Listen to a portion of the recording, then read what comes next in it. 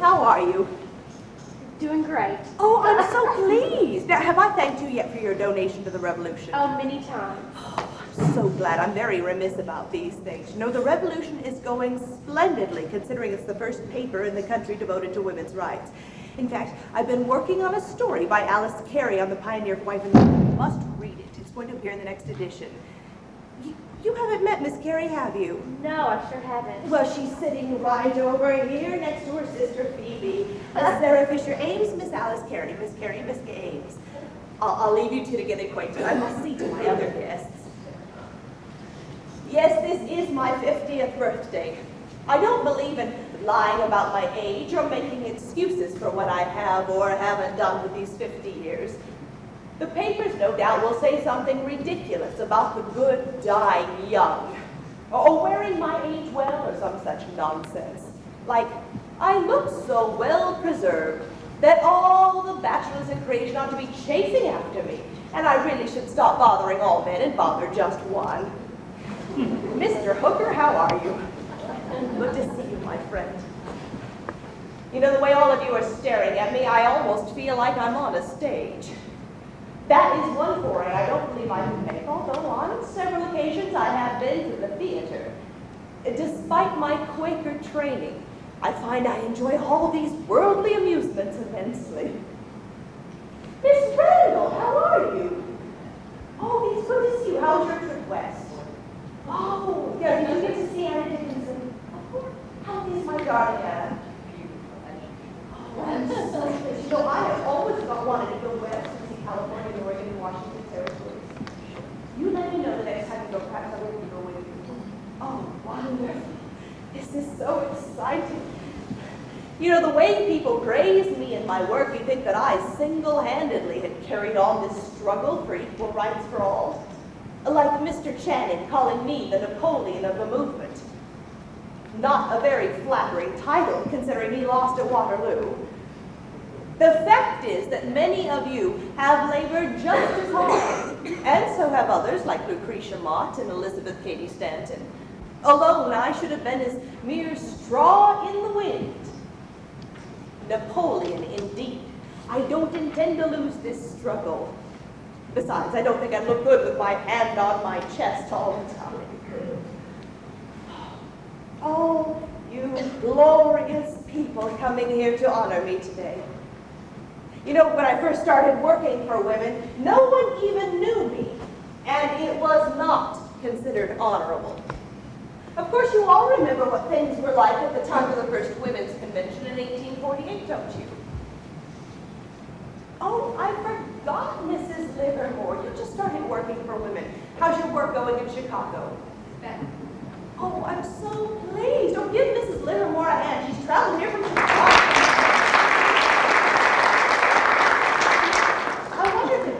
If I were to relate some of our early struggles in New York, the launching pad for where you are. Now, any of the rest of you, feel free to chime in here. Let's see. 20 years ago, in 1850, women in the United States were without a recognized individuality in any department of life. There was no provision made for our education. We were kept closely at home, gardening, spinning, weaving, sewing, mending, making butter and cheese, working by day and night, planning and economizing to educate the boys of the family. Our services belonged to our fathers by law and custom. Any kind of career for a woman was a thing undreamed of. When we married, our services were transferred to our husbands, and we were considered bountifully rewarded with food, shelter, and a few clothes. Any wages that the wife earned outside the home belonged by law to her husband, as well as custody of her children and her own person. We could neither sue, nor be sued, nor testify in court. The phrase in constant use in legal decisions was, "The wife is dead in the law," or "The husband and wife are one," and that was the husband. Now, you would think under such conditions that women would be glad for some legal protection and a chance to make their voices heard by voting. One spring, several of us canvassed the state of New York with a petition asking that women be entitled to the wages that they earned, to equal guardianship of their children, and to suffrage. Many women slammed their doors in our faces saying they had all the rights they wanted. They've lived with the conditions for so long they don't realize their lives can be improved. I remember once we stopped at a tavern where the landlady was not yet 20 and had a baby 15 months old. Supper dishes weren't washed. The baby was crying, but she was equal to the occasion. She rocked the little baby to sleep, washed the dishes, and got our supper. Beautiful white bread, butter, cheese, pickles, apple and mince pie, excellent peach preserves. She gave us her warm bedroom to sleep in, and on a row of pegs hung the loveliest embroidered petticoats and baby clothes, all the work of that young woman's fingers. She prepared a 6 o'clock breakfast for us, fried pork, mashed potatoes, mince pie, and for me, and by a special request, a delicious plate of baked sweet apples and a pitcher of rich milk. Now for the moral of the story. When we came to pay our bill, the dolt of a husband took the money and put it in his own pocket. He had not lifted a hand to lighten that woman's burdens, but had sat the entire time in the barroom talking with the men, not even caring for the baby. And yet the law gives him the right to every dollar she earns. And when she wants 2 cents to buy a darning needle, she has to tell it and explain what she wants it for. Now, some men support us. Dear Mr. Channing. Mr. Train! Oh, I had no idea. When did they let you out of jail? We must talk about the revolution later. Wonderful. These men believe America will not be a true republic until the rights of every citizen are guaranteed. In fact, I just met one such man, John Root, Lieutenant Governor of Kansas. He was most helpful during our recent campaign. He sent me a letter for my birthday. I must share this with you. It has a wonderful tribute to all of you.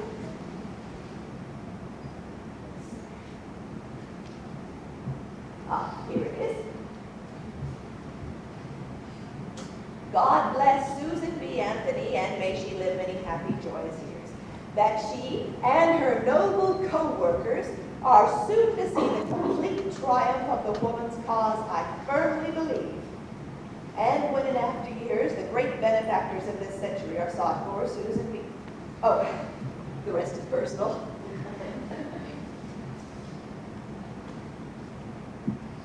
Here's a letter from Matilda Jocelyn Gage.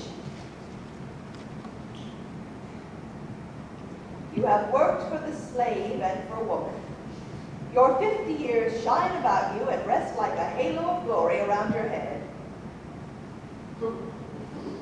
50 years today. They all seem surprised I made it this far.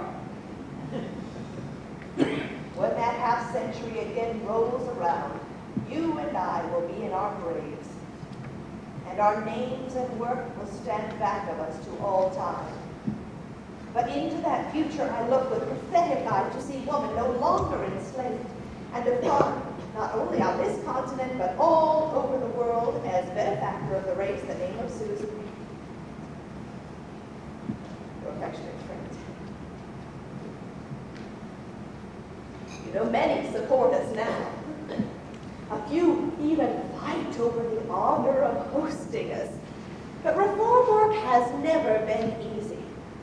I have great scorn for those who wish the good old days would return. One lecture season under the conditions which existed 20 years ago would cure any longing for them one might have, what one might consider the necessities of life. Bathrooms with plenty of hot water, toilet rooms, steam-heated houses, comparatively unknown. Not to mention the wretched cooking. Oh, the crimes that are committed in the kitchens of this land. In those days, we lecturers always accepted private hospitality when offered for reasons of economy. And often our hosts were attempting culinary reforms. We'd be served or whatever experiments were in vogue. I remember once, Aaron Powell, Oliver Johnson, and I were entertained by a prominent family in a town near here. All they fed us for 3 meals were nuts, apples, and coarse bran stirred in water and baked. Well, after one day, the men fled and left me to stay over Sunday and hold the Monday meeting. I survived, but on Tuesday I started for New York, and I never stopped till I reached Delmonico's. And there I ordered a porterhouse steak and a pot of coffee. The work was and still is incredibly hard.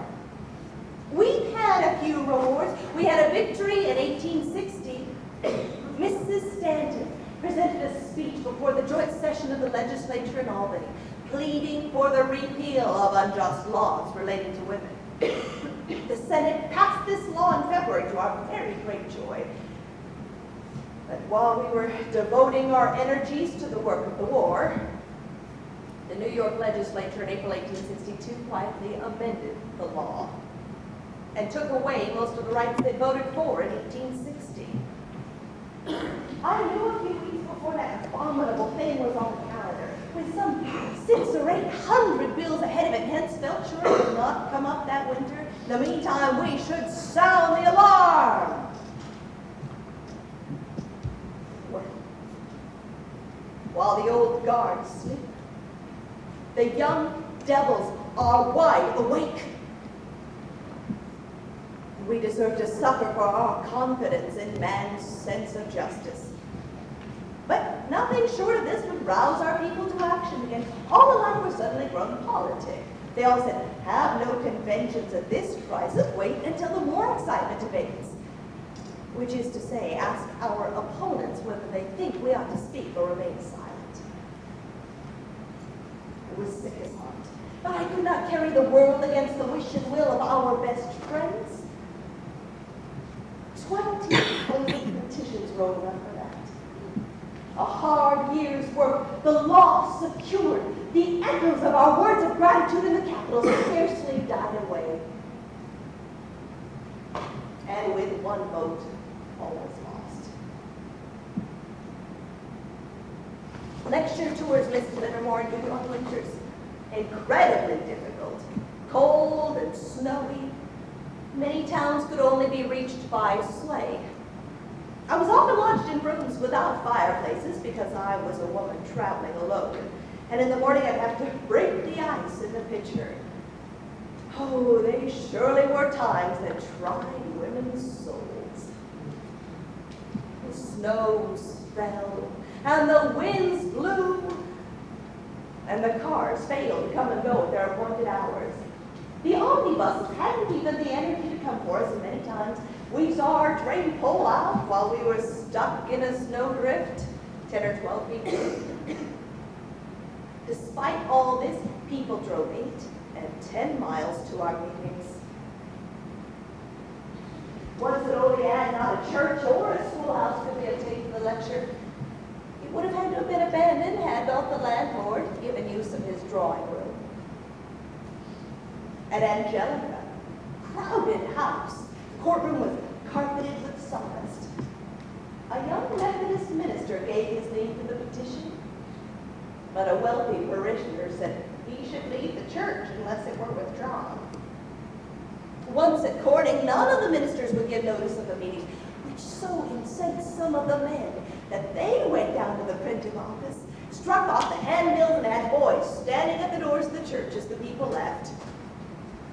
Now, who was responsible for breaking the Sabbath? I once took tea at Mrs. Holbrook's with the Reverend Thomas K. Beecher. His theology as set forth that night was a dark and hopeless one. He sees no help for the progress of the human race. Does not believe education even will improve the species. I find great apathy wherever the clergy are opposed to the advancement of women.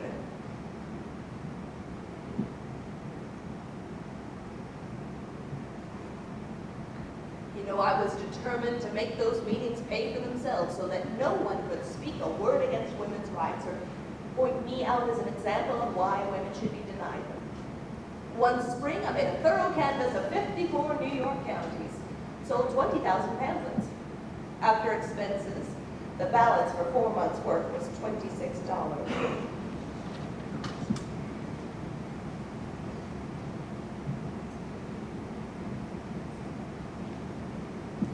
You know, I get so tired of this constant struggle.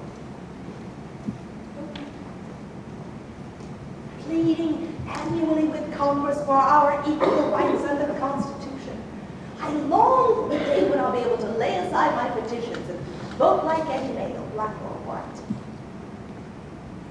You know, some of our reformers are arguing we already have the right to vote under the 14th Amendment, which states that every person in the United States is a citizen, and the 15th Amendment, which gives to every citizen the right to vote. I think I'll just test this. At the next general election, I'm going to walk into a polling place and cast my ballot. You just see if I don't. Anna, darling, how are you, my friend? It's good to see you. Oh, Mrs. Phelps, oh, you certainly are a saint. Providing this building to house the revolution and the Women's Bureau, now this party. Thank you both so much. Give them all a hand for our party here today. Anna, you remember the bloomer costume, don't you? Oh, that's right. You and Charlotte Wilbur adopted it too. You know, I can only hold out a year in that short skirt and Turkish trousers. It was so much more comfortable than corsets and petticoats. I was obliged to be out every day in all kinds of weather, so I thought I'd help promote a principle of rational dress for women. Found it a physical comfort, but a mental crucifixion. It was intellectual slavery. The attention of my audience was fixed upon my clothes instead of my words. I learned then that to be successful, a person must attempt but one reform. By urging two, both are injured, as the average mind can grasp and assimilate but one idea at a time.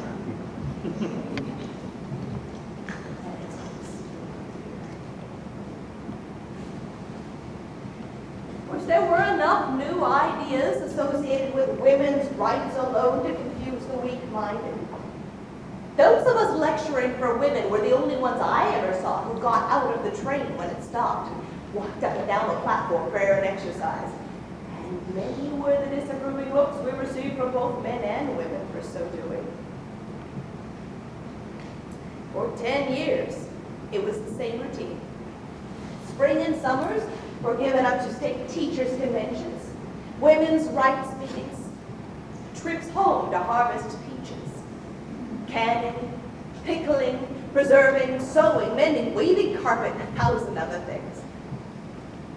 Winters were given up to anti-slavery meetings, and we were mobbed from town to town. I do remember one anti-slavery meeting which was unusual. Once in Albany, Mayor George H. Thatcher defended our right to speak. On the day of the convention, he met us and accompanied us to the hall. It was packed to the doors. Then he walked up on the platform and announced that he placed policemen in various parts of the hall in citizens' clothes, and whoever made the least disturbance would be at once arrested. Then he took a revolver, and he placed it across his knees, and there he sat. During the morning, afternoon, and evening session.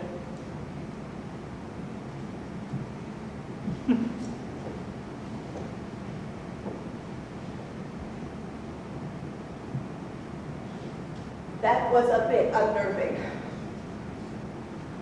But his courage, that revolver, and those policemen allowed us to hold our meeting. Several times the mob broke forth, and each time arrests were promptly made. These trials sound amusing and horrific by turns, but we put up with these conditions to free women from their legal and political bondage. It often was, still is, difficult to convince women that men are not able to take complete care of them and secure their best interests. Now, I have nothing against men. I believe that by nature, men are no more unjust than women. If from the beginning, women had maintained the right to rule not only themselves but the men also, the latter today doubtless would be occupying the subordinate places with inferior pay in the world of work. Women would occupy the higher positions with the big salaries. Widowers would be doomed to a life interest in 1/3 of the family estate. Husbands would owe service to their wives, so that every man would be begging his wife, please be so good as to give me 10 cents for a cigar. And we'd be working for men's rights instead of women's rights. The principle of self-government cannot be violated with impunity. The individual's right to it is sacred, regardless of class, caste, race, color, sex, or any other accident or incident of birth. Governments cannot afford to ignore the rights of those holding the ballot, who make and unmake every law and lawmaker. It is not because the members of Congress are tyrants that women receive only half pay and are admitted only to inferior positions in the departments. It's simply in obedience to the law of political economy, which makes it impossible for the government to do as much for the disfranchised as for the enfranchised. Disfranchisement means the inability to make, shape, or control one's circumstances. Women are no exception to this general rule. Just as disfranchisement has always degraded men socially, morally, and industrially, so today it is disfranchisement that degrades women in the same spheres. Why, even in small matters, women are treated equally. I remember once I was staying with a cousin who was due to have a baby. Her husband remarked that he had a headache. My cousin said that she had had one for weeks. Oh no, says the husband, mine is the real headache, genuine pain. Yours is sort of a natural consequence. I knew what had caused her headache.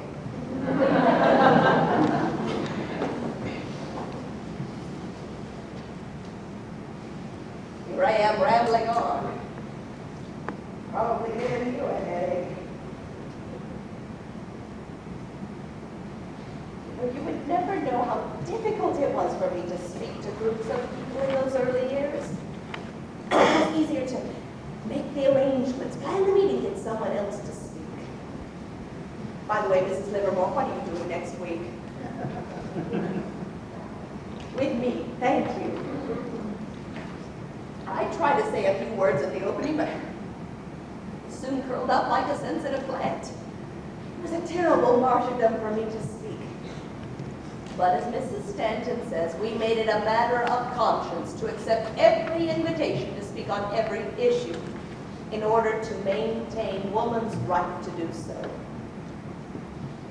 It meant hours of research in order to be prepared. In fact, I once accepted an invitation from the Union Agricultural Society of Dundee to speak at their agricultural fair. My stage was a large lumber wagon. James G. Clark held an umbrella over my head to keep off the rain. There were more than 2,000 feet planted in the mud. And I had a grand listening to the very end. You know, I was glad for that opportunity, even though I don't know anything about agriculture. I've always been interested in anything that will take women outdoors and into God's sunshine. In fact, I've once experimented myself with a few raspberry plants. You heard this story? You're the only one in the entire country, I'm sure. Because of my meetings and petitions, I didn't have time to care for the plants properly. Somehow, word about what I was doing got out to the press. Mr. Greeley has never confessed. I received letters from all over the country asking information to the best plants and most successful methods. Others begged me not to give up my public work, as if I could. I even got some letters from home. One I got that winter from my sister Mary. I hope, Susan, that when you have a husband and children, you will treat them better than you did your raspberry plants. not leave them to their fate at the beginning of winter. She was teasing. Seems everyone is always reminding me that my duty should be to a husband and children, instead of to the millions of unprotected women. Now, as I said before, I have nothing against men, nor have I against marriage. I've actually had several beaux and proposals in my time. I once was offered a fine home, many acres, and 60 cows. The kind widower even told me I reminded him of his first wife. Actually, it's a great deal of hard work to run a home, as many of you know, but all of our reformers are busy taking care of homes and birthing and rearing future workers. Who will stay in the women's rights field now to look after the harvest? After all, it's much bigger than a few raspberry plants. Despite her teeth, Mary has always understood the importance of my work. In fact, she sent me a letter for my birthday. Would you like to hear it? It sort of sums up everything that we have been working for all these years.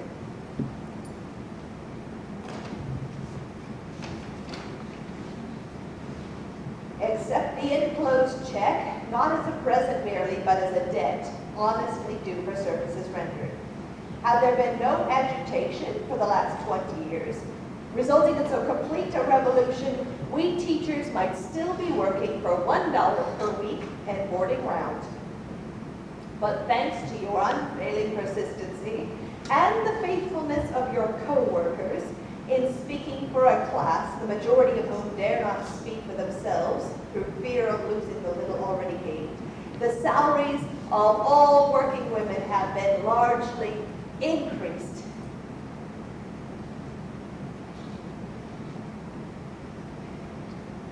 Because of my 15 years teaching experience, I've always been interested in the condition of women teachers. In fact, I accepted and attended my first state teachers convention many years ago in Rochester.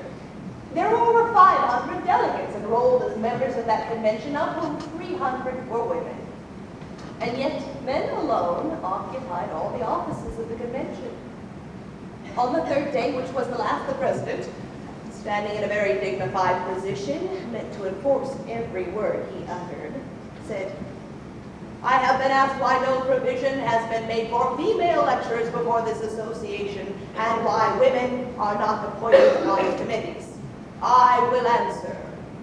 Behold, this beautiful hall. Mark well its pilaster, its pedestal, its shaft, its roof and tablature, the crowning glory of its superb architecture.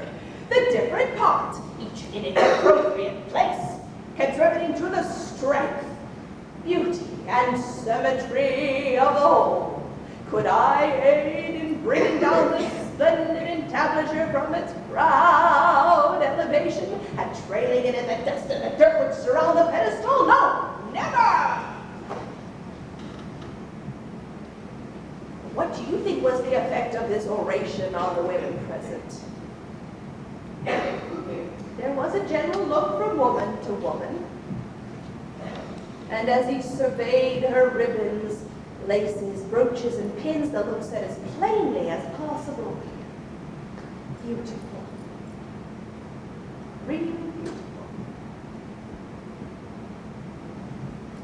They no doubt thought themselves sisters of the angels. My heart was filled with grief and indignation thus to see the minorities simply because they were men, presuming that in them was vested all wisdom and knowledge. And they needed no aid, no counsel from the majority. What was most humiliating of all was to look into the faces of those women and see that by far the larger proportion were perfectly satisfied with the position assigned to them. Now, during that convention, the great burden on the souls of those men was the need to elevate the profession of teaching to a level with the clerical, medical, and legal professions. They complained at length about their poor salaries, which made their profession a stepping stone to the others. Finally, a woman stood up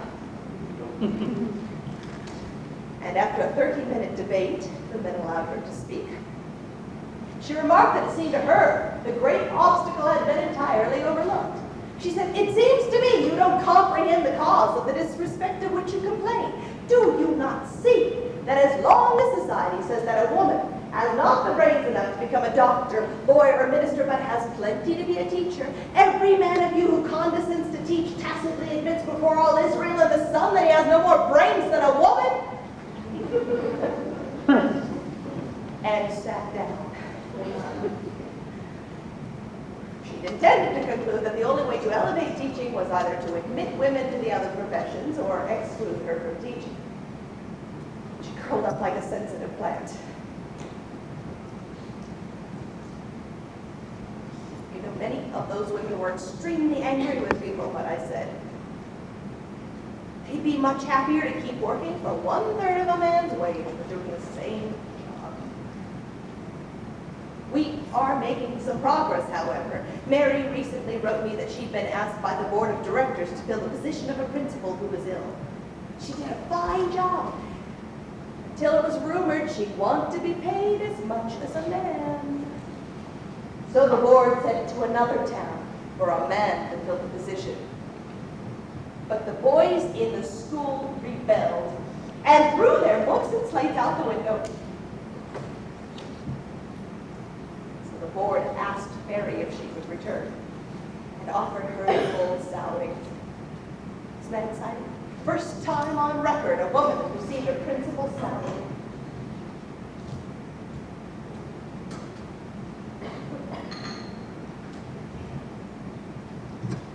Letter from Mrs. Tilton. At least it's not from her husband. My good husband, in writing from Toledo, says, "Tell Susan that all the newspaper accounts taken together could not increase the pride which I have long felt in her pertinacious, obstinate, fault-finding, raspish, strong-minded, dogmatic, and grand career. God bless her." To all of which I subscribe most affectionately. Tilton certainly would go about pertinacious.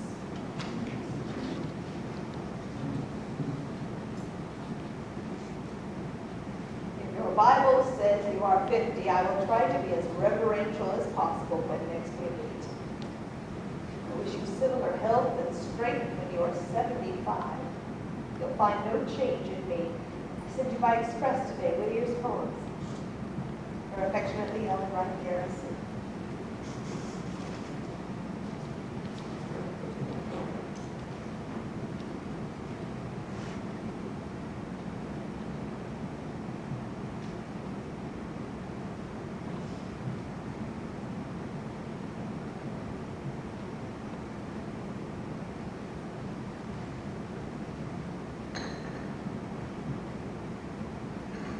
To know what one of the most ridiculous laws opposing women is. Woman cannot testify in matters of joint interest between herself and her husband. A good farmer's wife in Illinois, who had all the rights she wanted, had made for herself a set of false teeth. The dentist pronounced them an admirable fit. The wife declared it gave her fits to wear them.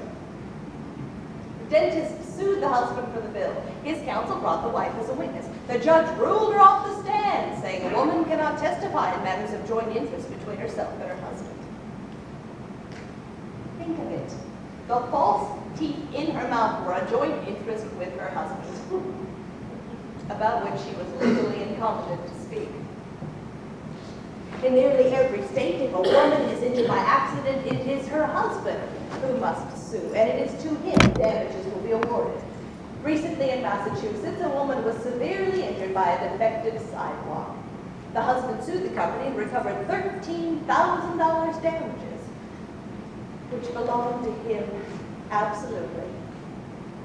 And if ever the wife wants even $1 of that money, she must ask her husband for it. If he be of niggardly nature, she will hear him say every time, "Why, what did you do with the 25 cents I gave you yesterday?" Now, isn't such a position humiliating enough to be called servant? Mr. Horace Greeley once said to me before a large crowd, "Miss Anthony, You know the ballot and the bullet go together. If you vote, are you ready to fight? And I said, yes, Mr. Greeley, just as you fought in the late war. Point of a goose quill. He deserved that. After supporting women's rights for all those years, he and several other men sacrificed the enfranchisement of their own wives and daughters to enfranchise black males.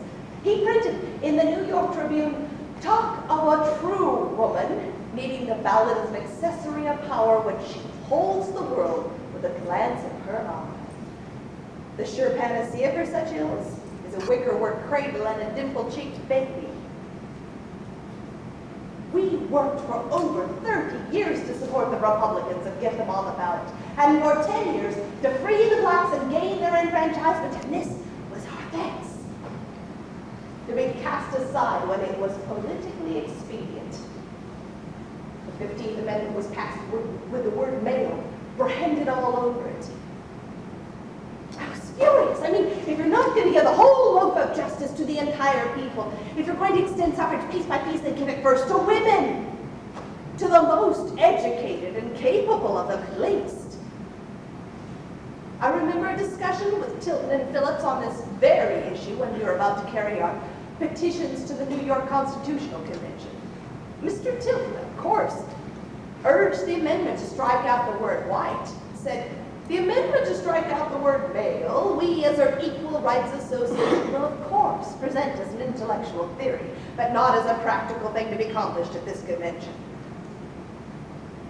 Mr. Phillips supported him in this, but I repudiated their downright insolence when for 15 years I had canvassed the entire state, county by county, petitioning and asking for women's suffrage. To think that those two men, among the most progressive of the nation, should dare look me in the face and speak of that great principle for which we had toiled as mere intellectual theory.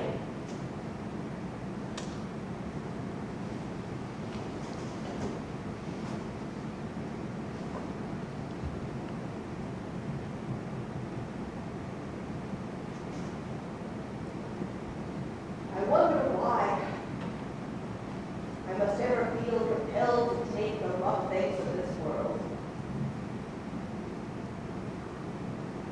Why can't I excuse myself from the overpowering disagreeable struggles? Cannot tell. And at times like that, my heart fails me.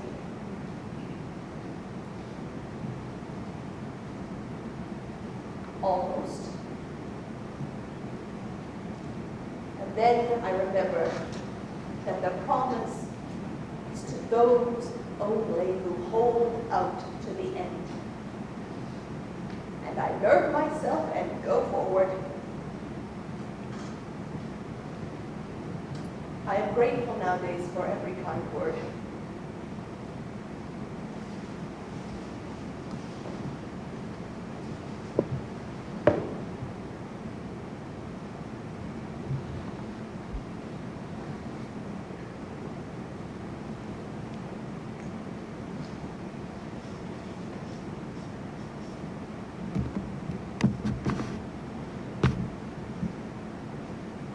Not because the 3-penny tax on tea was so exorbitant that our revolutionary fathers fought and died,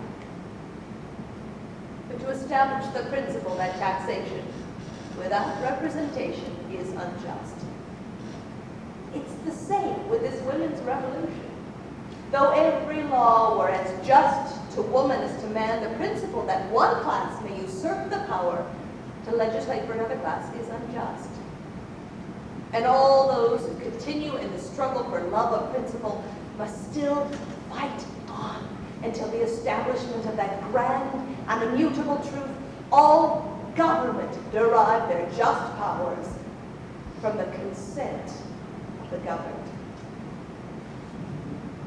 It's a great historical fact that disfranchisement means not only political degradation, but also moral, social, economic, and industrial degradation. And it doesn't matter whether the disfranchised class live under a monarchic or a republican form of government, or whether they be white working men in England, serfs in Russia, Chinamen on our Pacific coast, or native-born tax-paying women of this republic. Wherever on the face of the globe or the page of history you show me a disfranchised class, I will show you a degraded class of labor. The disfranchised must always do the work, accept the wages, occupy the positions the enfranchised assign to them. They cannot choose.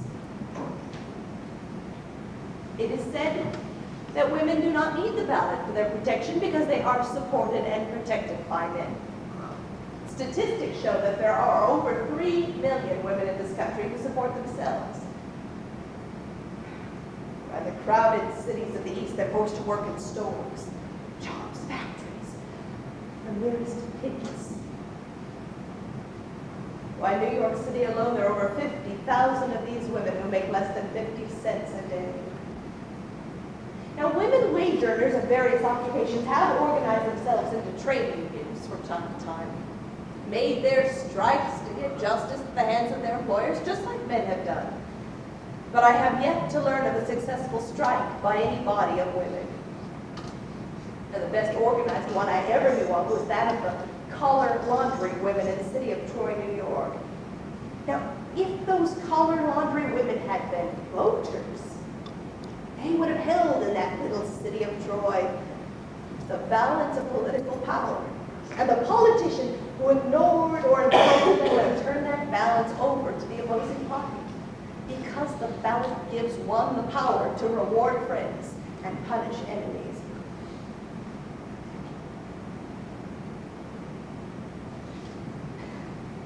I'm rambling on again, aren't I? Why don't you stop me? Yes, Mrs. Phelps, you want me to say a few more words? Oh, that's right. I promised I would say a few words of encouragement for those who are working for reform. That would be my gift to you.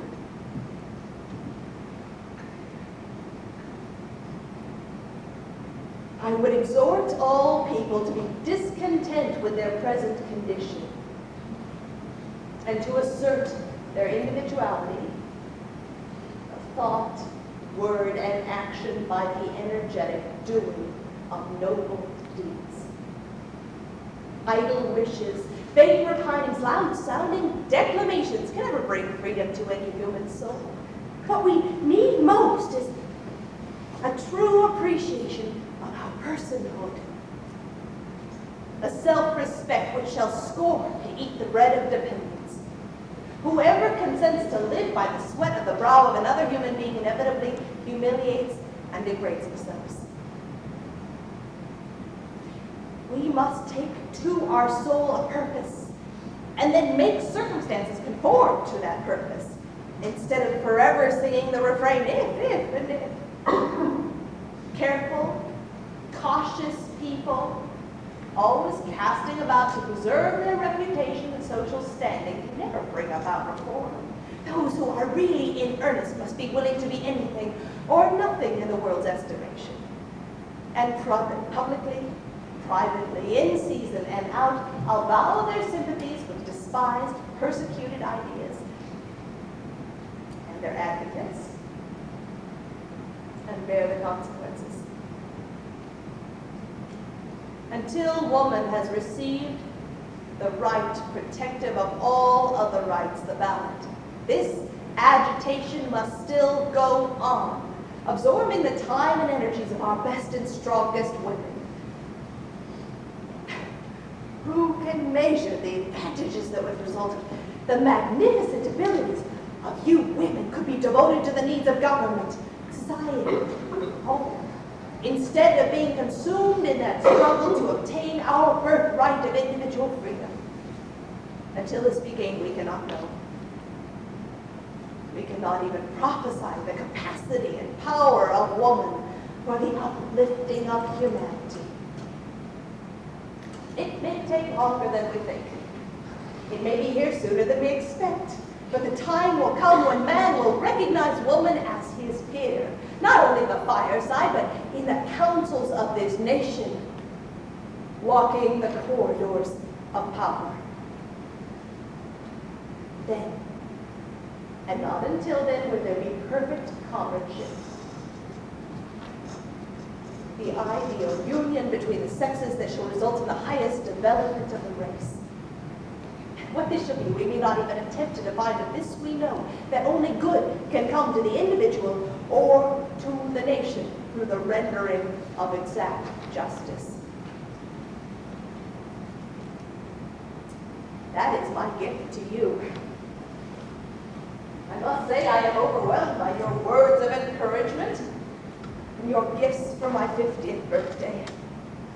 I ask you tonight, as your best testimony to my public work on this, the 20th anniversary of the beginning of my service, that you will join me in making a demand on Congress for a 16th Amendment giving women the right to vote, and then go with me before each of the several legislatures to secure its ratification.